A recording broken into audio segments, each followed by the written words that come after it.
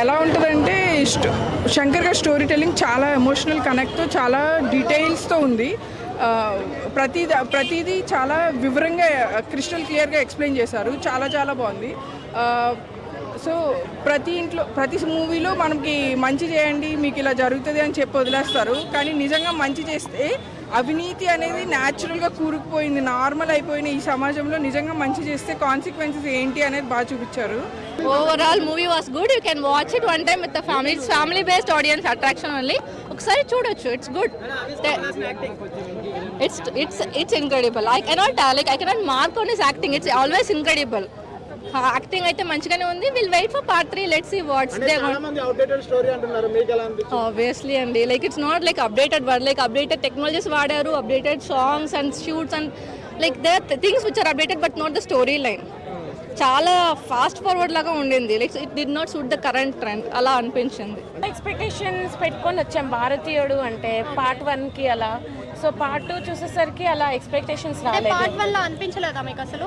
అనిపించలేదు. దేనికోసం అంటే ఏది సిచ్యువేషన్స్ మీకు నచ్చలేదు? అంటే మూవీ ఎందుకో లాగ్ గా అనిపించింది. యాక్షన్స్ అన్ని యాక్టింగ్ అంతా బాగానే చేశారు వాళ్ళ పార్ట్ వరకు.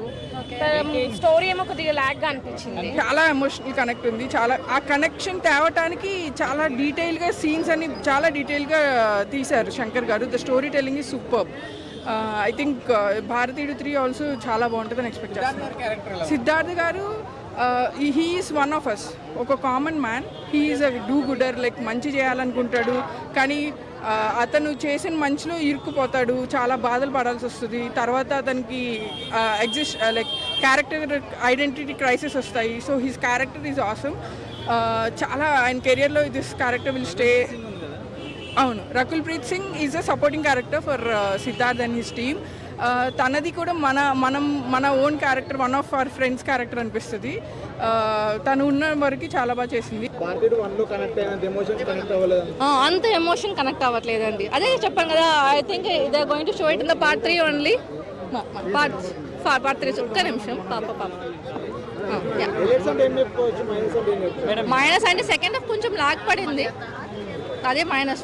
For me it was the minus part. And ఒక లైక్ అంత ఏజ్డ్ పర్సన్ ఇంత like even if it's like Varmakala or something else it's not like believable, practically not believable.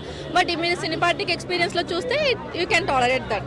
And Kamal Haasan గాని we had a feast seeing Kamal Haasan on screen. 1కి 2కి compare చేయకుండా చూడాలి.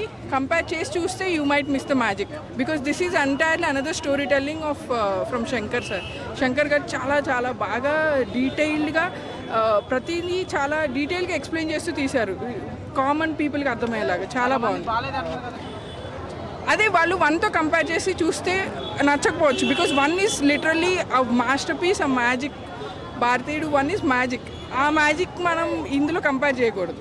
BGM అంత set అవ్వలేదు. కొన్ని దాంట్లో ఇంట్రొడక్షన్లో బాగానే చేశారు, తర్వాత కొంచెం సెట్ అవ్వలేదు. మాత్రం ఓకే, సూపర్ హిట్ అనలేము, అట్లా ఫ్లాప్ అనలేదు. సినిమా మాత్రం ఓకే ఉంది. నేను 5కి 3.5 ఇస్తాను. మా సత్యం 24 ఫ్రేమ్స్ ఛానల్ని సబ్స్క్రైబ్ చేసుకుని బెల్ ఐకాన్ని యాక్టివేట్ చేసి లైక్ చేయగలరు, షేర్ చేయగలరు.